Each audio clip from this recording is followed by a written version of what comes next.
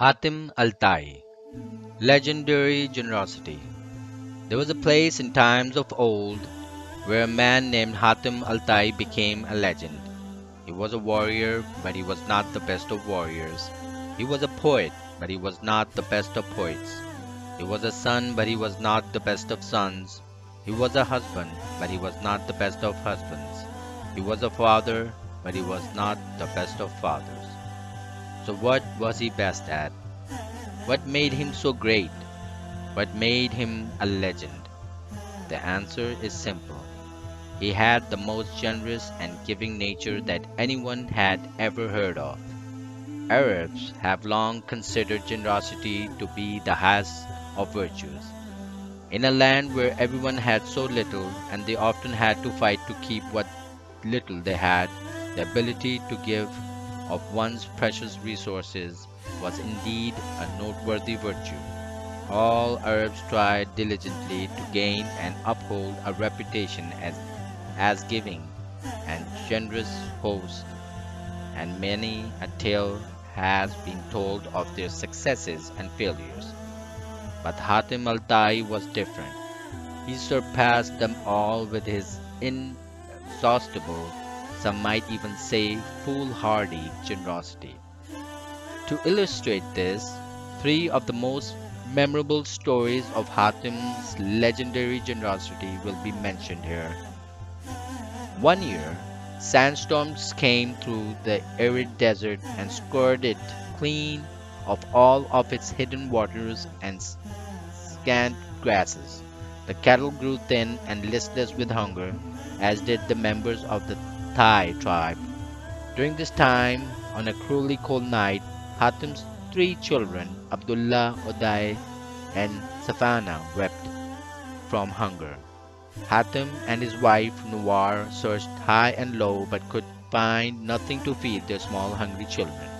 So they each picked up a tired weeping child and soothed them as best they could. Once the children they held fell asleep, they both soothed their third child until he too fell asleep. With the children settled for the night, Hatim and Nuwar exhaustedly lay down and sought refuge from their own hunger in the oblivion of sleep. Hatim tried to comfort his troubled wife with quiet promises of wild game he would hunt on the morrow.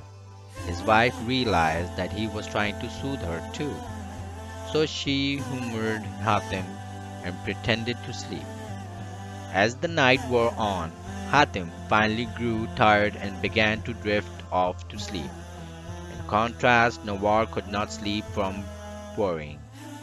Game was scarce. There was no guarantee that Hatim would be successful in his hunt, and in the morning the children would be even more hungry and fretful than before. With all of these thoughts whirling through her mind, Nawar simply couldn't sleep.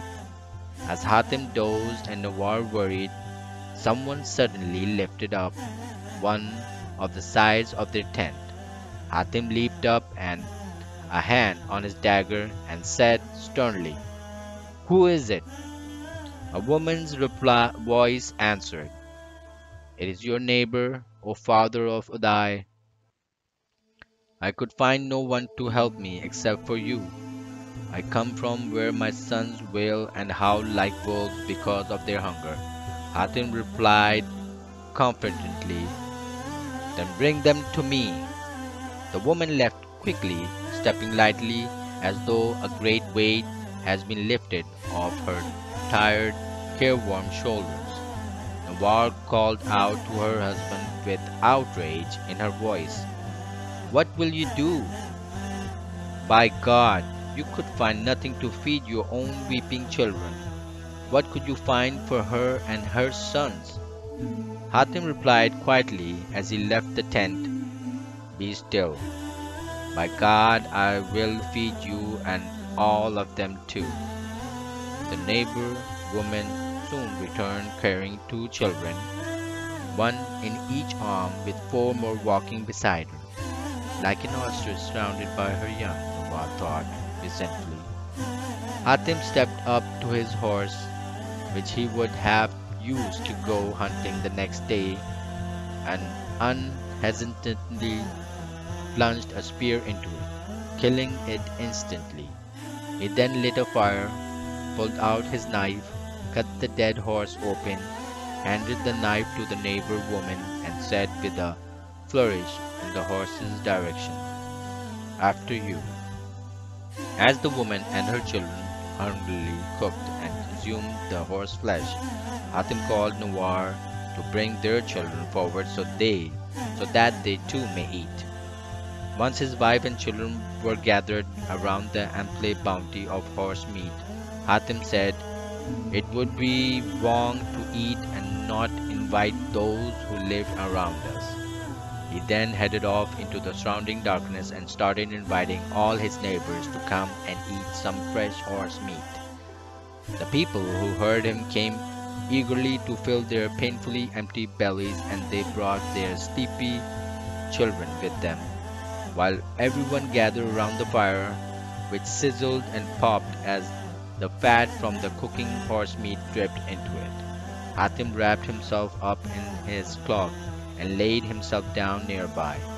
He watched silently as everyone ate, never taking so much as a mouthful for himself despite the hunger that so mercilessly at his own belly. When the morning came, so great had the people's hunger been that there was nothing left of Hatim's horse, save for its bones and its hooves. Hatim once met Al-Numan bil al-Muntir, a wealthy and famous king. Al-Numan had heard a great deal about Hatim and his ever-growing reputation of generosity.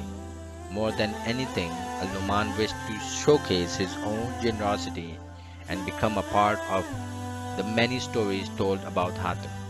So the king praised Hatim for his giving aways, and then grandly bestowed upon him 2 camels loaded down with gold and silver in addition to many other treasures.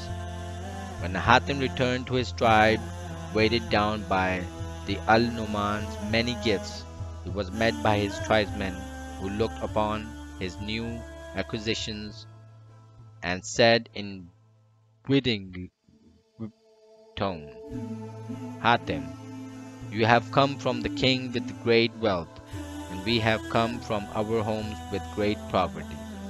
Hatim replied with an amused grin, "Then came, take what I have brought, and divide it among yourselves." Rejoicing, the people rushed forward and began to unload and divide the glimmering cargo that the sturdy camels had so patiently carried across the shifting desert sands. A woman from Hatim's household, Dorefa, saw what was happening, so she anxiously called out to Hatim, "Ya Hatim, keep something for yourself. They will not leave you so much as a dharam or a donkey." Hatim placidly replied with a few lines of poverty to the effect that what he had was given to him by God, and God was simply using him to redistribute it, and that when his dharams gathered themselves together, they would then race away from him towards those who needed them more. By the time Hatim reached his family's home, he had nothing left of the numerous riches Al-Numan had bestowed upon him, not even the camels. What's more, Hatim was perfectly satisfied with how events had unfolded, and he arrived home light-hearted and empty-handed. Hatim was once asked, "Is there any Arab more generous than you?" Hatim replied, "All of the Arabs are more generous than me." Then he told this story. "I once stopped for the night as the guest of a boy who was an orphan. This boy's livelihood consisted of 100 goats. On that night, he slaughtered one of his goats and prepared it for me for dinner. Along with the goat's meat, he also served me its brain as a delicacy. Not wishing to seem ungrateful, I tried it, and to my surprise, I found it delicious, and I told the boy so. Politely, the boy brought me more of it, and he kept bringing me more until I declared that I couldn't eat another bite. It wasn't until the next morning that I realized he had slain all 100 of his goats in order to keep me supplied with the delicacy of goat brain that I had so lavishly praised. The people listened to this story asked Hatim eagerly, "So what did you do? How did you thank him?" Hatim replied with a shrug, "What could I do? How could I thank him for such generosity? It just wasn't possible. To show him my gratitude, though, I gave him 100 camels from the best of my stock."